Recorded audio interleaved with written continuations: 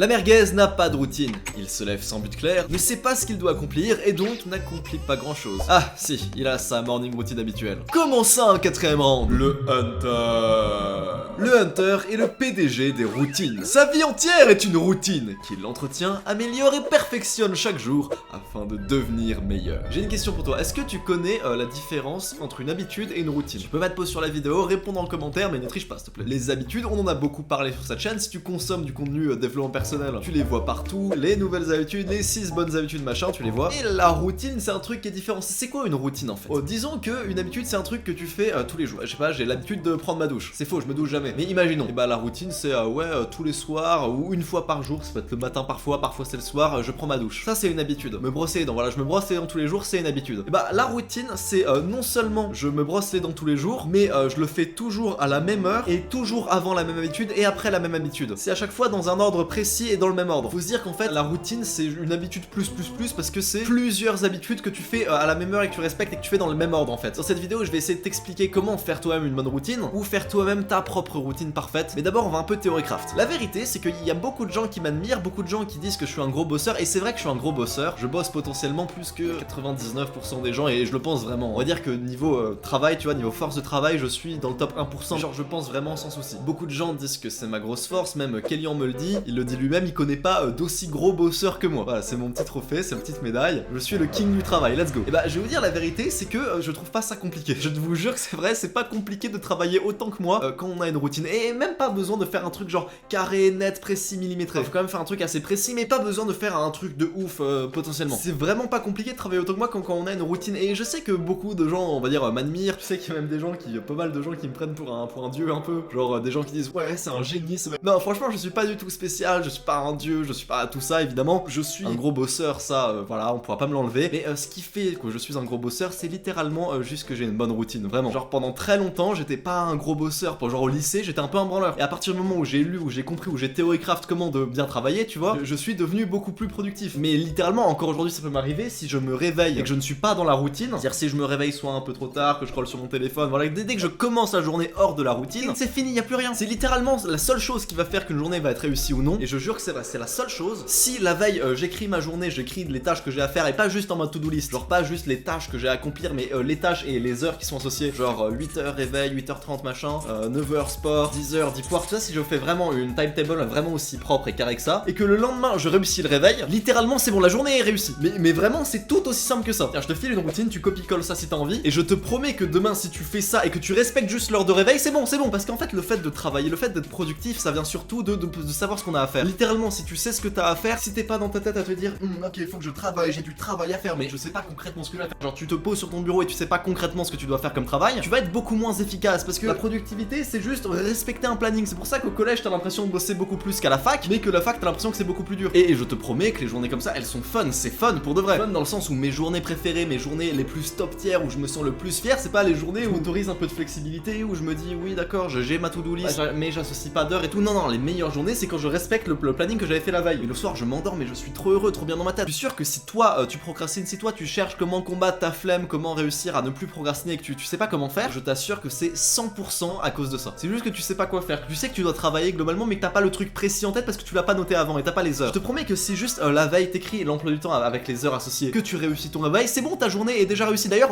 fais-le, teste-le. Je te promets que même si t'es un branleur, même si tu penses que tu peux pas y arriver, je te promets, après cette vidéo, tu vas sur ton téléphone ou tu prends un papier, soit tu fais la routine parfaite que tu veux créer, soit tu peux prendre la mienne, et le lendemain tu te réveilles à la bonne heure, tu fais ton truc, 8h réveil, 8h10 méditation, 9h sport, 9h30 deep work, tu fais tout ça et je te promets que tu vas le tenir. Et tu verras que ce sera vraiment une de tes meilleures journées et qu'à la fin tu seras en mode oh putain mais j'ai adoré cette journée, genre je suis heureux, vraiment. Fais-le vraiment là tout de suite après cette vidéo, ne dis pas oui non c'est bon je le ferai demain, non direct tout de suite là. C'est pour ça qu'à la fac c'est plus dur alors que t'as l'impression qu'il y a moins de travail. Tu taffes moins, tu sais que t'as moins de travail à faire, pourtant c'est beaucoup plus dur et il y a beaucoup de gens qui échouent parce que t'as toute la liberté que tu veux, t'as toute la flexibilité que tu veux, tu peux t'arranger comme tu veux. Bon ça dépend des facs évidemment, je vais pas dire qu'il y a moins de travail à la fac qu'au lycée, mais globalement on va dire que dans 90% des facs, et je sais ce que je dis, je suis un matin-info, si tu taffes 1 heure par jour, genre en plus des cours tu vois, c'est bon, tu l'as ton année, mais tu l'as haut la main ton année, parce que t'as beaucoup moins que 5 heures de cours par jour dans ta fac. Donc littéralement au total, en comptant en cours plus à la maison, tu travailles moins qu'au lycée, mais t'as l'impression que c'est plus dur. C'est parce que tu sais pas ce que t'as à faire, c'est parce que c'est moins dirigé, parce que c'est moins simple en fait. T'es même pas obligé d'aller en cours. C'est un truc de ouf, mais pendant si longtemps, je regardais ces connards sur YouTube. Je voulais être un youtubeur dev perso comme ces mecs là, riches, beaux gosses, musclés, entrepreneur à Dubaï et tout, je voulais être comme ça, je voulais être Yomi Denzel. Mais la seule raison pour laquelle je l'ai jamais fait, c'est parce que je commençais juste pas, je n'avais pas de truc précis en tête, j'ai juste jamais commencé à créer la chaîne ou à commencer à écrire la première vidéo, j'ai jamais fait ça. Et regarde le succès de cette chaîne, franchement, c'était à moins de 6 mois que j'ai commencé, il y a moins de 6 mois. Je me dis, mais putain, mais si j'avais commencé il y a 3 ans, peut-être je serais à 1 million d'abonnés aujourd'hui. Et le pire, c'est que c'est même pas dur, c'est juste qu'il me fallait la routine qu'il fallait que je suive, quoi. Enfin, oui, on va dire que le début était dur, parce que c'était dur mentalement au début. On va dire les 2 premiers mois, j'avais pas beaucoup de résultats sur mes vidéos, je faisais pas beaucoup de vues, donc fallait le tenir les 2 premiers mois. Mais ensuite, une fois qu'on a atteint le moment très genre vertical de l'exponentiel, c'est bon, ça a pris, et puis voilà. Mais je le faisais juste pas, c'est même pas une histoire d'envie, de motivation, je voulais le truc, je le voulais vraiment. Et juste, je faisais pas parce que je commençais pas. Mais à un moment dans ma tête, je me suis dit, vas-y, je suis persuadé que si là pendant 6 mois, je me mets à fond en genre monk mode, soit genre à un confinement comme à l'époque, soit dans un endroit où je suis tout seul, je suis complètement isolé, je fais que travailler toute la journée parce que c'est la seule chose que je peux faire, genre en mode détox, dopamine, monk mode, tout ce que tu veux, je suis sûr qu'en 6 mois, je suis devenu un gros youtubeur. Du coup, je me suis dit ça fin décembre, et du coup, en janvier, c'est ce que j'ai fait, et j'ai littéralement créé cet environnement. Je suis parti de tous les réseaux sociaux, j'ai coupé toutes les sources de divertissement, j'ai supprimé mon compte sur Snap, je peux plus accéder à mon compte Twitter, je pouvais plus aller sur Insta. La seule chose que je pouvais faire, c'est aller à la boxe, aller à la salle et travailler sur mon PC et faire des vidéos, et évidemment aller en cours. J'ai créé cet environnement genre de cellule de prison où j'allais être ultra productif, je faisais tous les jours la même chose, et dis-toi que même ma routine était tellement carrée, précise, que parfois il y avait des imprévus et je devais aller en cours pour la fac, tu vois. Et si parfois, genre, tu sais, il y avait un souci dans mon emploi du temps, soit aller en cours, soit faire une vidéo, vraiment je n'allais pas en cours et je faisais la vidéo. Ouais, je vais pas dire que c'est un exemple à faire, parce que voilà, on va dire que j'incite les gens à sécher les cours, mais pour te montrer à quel point, genre, j'étais hardcore dans la routine, tu vois. J'étais vraiment en mode, bah, tu sais que fuck les cours, je fais ma vidéo quand même. Et donc, dans ma tête, je me suis dit, et je sortirai de cet environnement que quand je serai satisfait de mes résultats. Et je suis pas encore satisfait de mes résultats, on a toujours pas les 100 000 abonnés. Je dirais même pas qu'à 100 000 je serais satisfait d'ailleurs. J'ai vraiment la dalle, tu vois.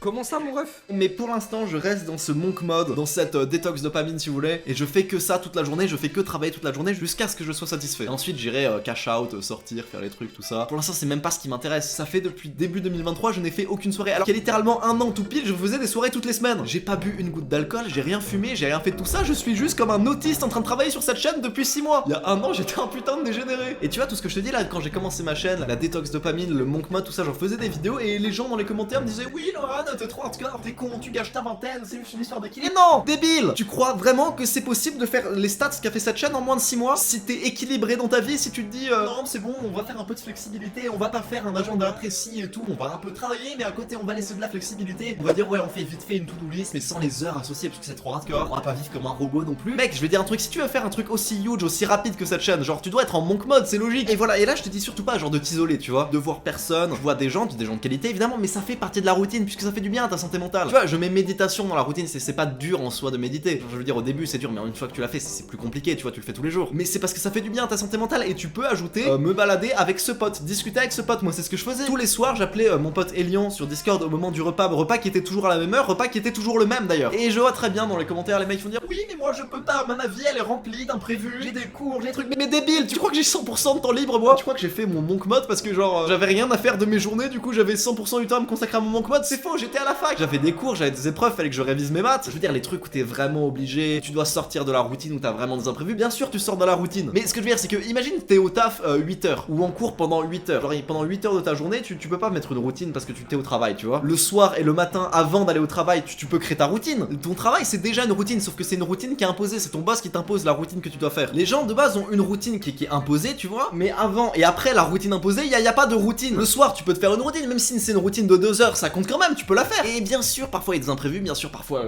je me lève tard, mais la routine c'est pas genre la journée que tu fais tous les jours, c'est pas ça. La routine c'est un modèle de journée parfaite qu'il faut reproduire et au moins faut s'en approcher. C'est comme le Hunter n'existe pas mais c'est un modèle duquel on s'approche. La routine faut se dire que voilà c'est ton modèle de journée parfaite et genre peut-être une fois sur 100 je vais avoir exactement cette journée, mais si je m'en approche à au moins 80%, bah voilà c'est déjà énorme et c'est déjà mieux que 99% de la population. Il faut vraiment se dire que la flexibilité, le fait de pouvoir avancer sur un projet mais un peu comme on le sent sans faire de routine militaire, c'est toujours moins fort, ce sera toujours moins rapide et moins efficace que faire toujours la même chose dans le même ordre. Et il y a moyen que tu le prennes mal ce truc là parce que je te dis oui non mais le succès peut quand même venir, la réussite de ma chaîne YouTube, la réussite de mon business peut quand même venir, même si j'ai pas de truc carré précis militaire, même si je suis pas trop en mode dev perso, juste si je fais les trucs un peu au feeling et que je travaille quand même de temps en temps. Non vraiment je peux t'assurer le succès viendra pas. Je peux t'assurer que je pensais pareil et j'ai fait les deux modes de vie. Le mode de vie où tu te dis oui je travaille un peu comme je veux, je fais tout au feeling, et le mode de vie où je me dis oui je respecte le même truc tous les jours. Je peux t'assurer qu'entre le lifestyle routine militaire militaire et le lifestyle flexible, la flexible ne donne pas de résultat parce que avec la routine militaire, c'est déjà super dur d'avoir du succès. Dis-toi que j'étais vraiment en monk mode pendant 2 mois et j'ai mis vraiment 2 mois avant d'avoir les premiers résultats sur ma chaîne. C'est super dur à provoquer le succès. C'est vraiment depuis ce moment-là que je me dis que non, ça peut pas venir par hasard. Si tu peux vraiment pas réussir dans un projet, une chaîne YouTube, un business, tu y vas ne serait-ce qu'à 50%, faut vraiment y aller à 100% longtemps, tu vois. Le succès, c'est quand même hyper dur. Genre, je me dis vraiment que réussir pas par hasard, mais ce n'est pas possible. J'ai vraiment l'impression, tu vois. Alors, go, c'est parti. Dors tous les jours à la même heure, réveille-toi tous les jours à la même heure, mange tous les jours à la même heure, deviens un putain de robot. Au moins quelques mois, mais si t'as un objectif genre huge en tête, c'est que comme ça que tu pourras le faire. Tu peux pas accomplir un gros objectif si tu pars de rien et que tu t'as pas de routine en fait. Genre, t'accomplis pas de gros objectifs, genre on va dire 100 000 abonnés en moins d'un an sur une niche aussi petite que le dev perso en France. Je te promets que tu fais pas ça par hasard. Tu fais ça en postant plusieurs fois par semaine. Et essaye de poster 3 vidéos par semaine sans routine militaire. C'est pas possible, c'est dur de faire 3 vidéos par semaine. Essaye, t'y arriveras pas, ou alors t'y arriveras, mais ce sera de la merde, tu vois. Ce sera pas 3 bonnes vidéos. Et voilà, et je te dis ça. Et là, par contre, on va partir sur la seule exception que je fais à cette règle de routine, tout ça. J'ai déjà fait plusieurs vidéos dessus, j'en ai parlé beaucoup. Le sommeil, pour moi, c'est quelque chose que je valorise extrêmement. Je trouve que c'est très important le sommeil. Et à une époque, je disais un truc, c'était que, imagine, tu te couches trop tard et que tu dois te réveiller à une certaine heure, bah tu te réveilles quand même à l'heure prévue. Parce que voilà, c'est ça la discipline, c'est bien, tu vois. Maintenant, je suis plus trop d'accord. On va faire une exception sur la routine militaire à respecter par rapport au sommeil. Si par malheur ou par je sais pas quoi, tu te couches trop tard, je pense que mieux vaut dormir un peu plus le lendemain et du coup décaler toute la routine. C'est-à-dire faire la même routine, mais tout décaler du temps où tu t'es réveillé en retard, tu vois. Et du coup, la dernière tâche de la journée, bah tu la fais pas parce que tu dois te coucher à l'heure prévue quand même. Parce que oui, je sais que j'ai déjà dit l'inverse, mais de mon expérience personnelle, ça m'est déjà arrivé plein de fois de me coucher beaucoup trop tard. Et à chaque fois que je me couche trop tard, j'ai fait plusieurs choses. Soit je me réveillais quand même à l'heure prévue, soit je me réveillais plus tard. Et j'ai remarqué que quand je me réveillais plus tard, que j'avais bien mes 8 heures de sommeil, ma journée était quand même au final au global beaucoup mieux. Genre c'est mon expérience personnelle et après peut-être que c'est différent pour toi. En tout cas mon expérience personnelle, mieux vaut dormir plus quitte à décaler la routine plutôt que de vraiment respecter le réveil si je me suis couché trop tard. Pour moi je pense vraiment que le sommeil ce serait la seule exception. Après voilà, ça peut changer, ça peut être différent pour toi. Mais voilà, le secret de la discipline,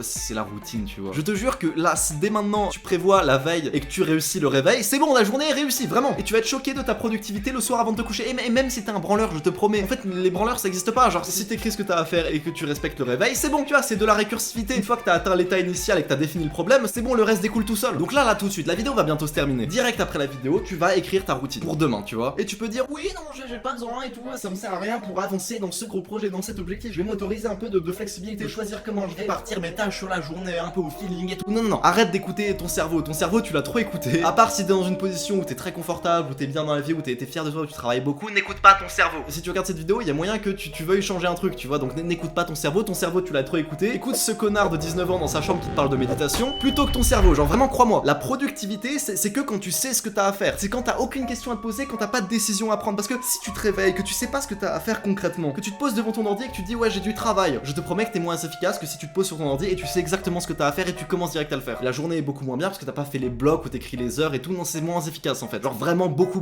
moins. Donc tu m'as compris avec cette vidéo, c'est que d'abord on crée les habitudes, c'est le but de cette chaîne, et ensuite on les met en place dans une routine plus élaborée. Faut se dire que voilà, la routine c'est l'ensemble d'habitudes. Mais une fois que t'as la routine, c'est bon, le reste découle tout seul, je te promets que c'est vrai. Abonne-toi à cette chaîne, c'est gagnant-gagnant pour toi comme pour moi, je te fais des bisous.